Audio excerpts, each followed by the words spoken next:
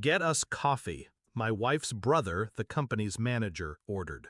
I didn't flinch. I never do. I pressed the intercom, my fingers tracing the smooth metal edges. Calm, controlled. "Security, please escort the executives out. The owner wants them gone." I watched him through the glass. His eyes were cold, distant, and indifferent as he tapped on his phone, a simple man with simple needs. But something wasn't right. Not anymore. He didn't know I'd heard it. That quiet conversation in the hallway, behind closed doors, the one where the laughter fell just a bit too sharply, the tone too familiar. And the look in his eyes when he saw me watching? That look wasn't one of respect. I stood there, waiting for them to leave.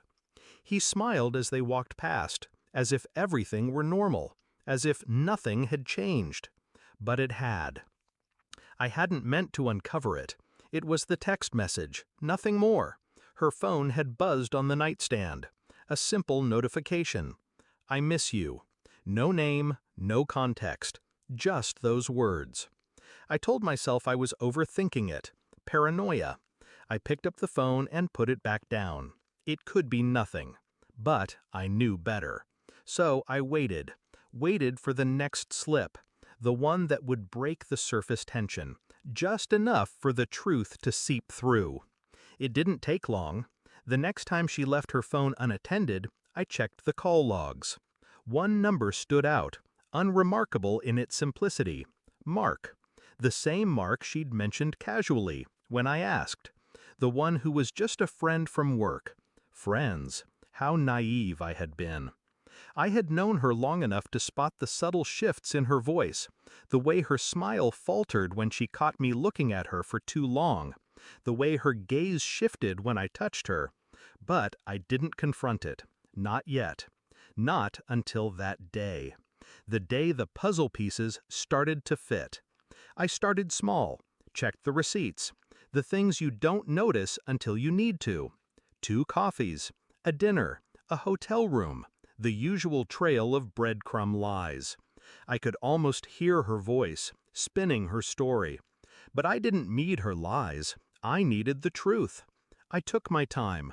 I watched her more closely. Watched him. The way they looked at each other when they thought I wasn't paying attention.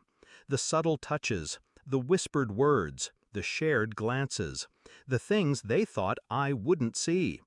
I thought about DNA tests. I thought about confronting her. But it wasn't about that. It was about control. I needed to control the moment. Every night, I spent hours sifting through old emails, text threads, financial statements, every detail, every inconsistency, until I found it. His name in her work emails. Another dinner, another business trip, another hotel room booked in both their names. And still, I stayed quiet. I wasn't ready.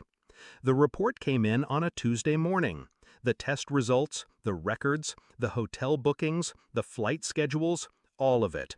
I looked over it all, again and again. There was no denying it. They had been together. For months. I had known. I always knew. But seeing it, all laid out in black and white, brought a cold finality to it. I didn't say a word. I didn't need to. I walked into the kitchen. She was there, standing by the sink, washing the dishes like everything was normal. I stood behind her, watching her shoulders tense when she heard my footsteps. She didn't turn, not yet. She didn't want to face me. I set the report on the counter, silent. She didn't ask what it was. She didn't need to. She knew. I didn't say a word. I simply turned and walked out of the room. She couldn't bring herself to follow me. Not yet. Not until it was too late. I waited. I didn't need to rush it.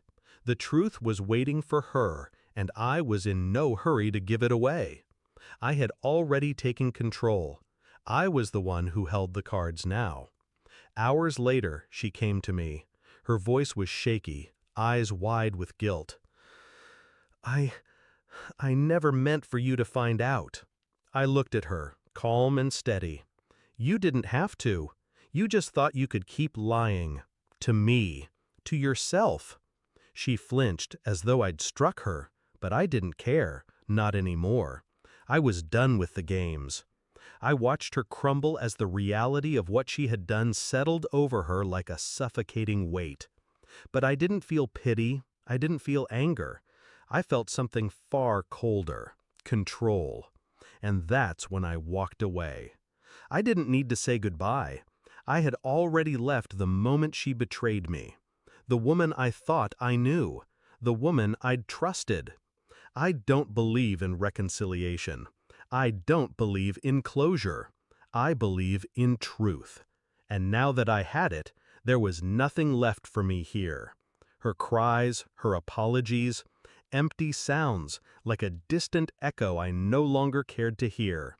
I closed the door behind me, and when I looked back, there was nothing left to see, nothing left to feel.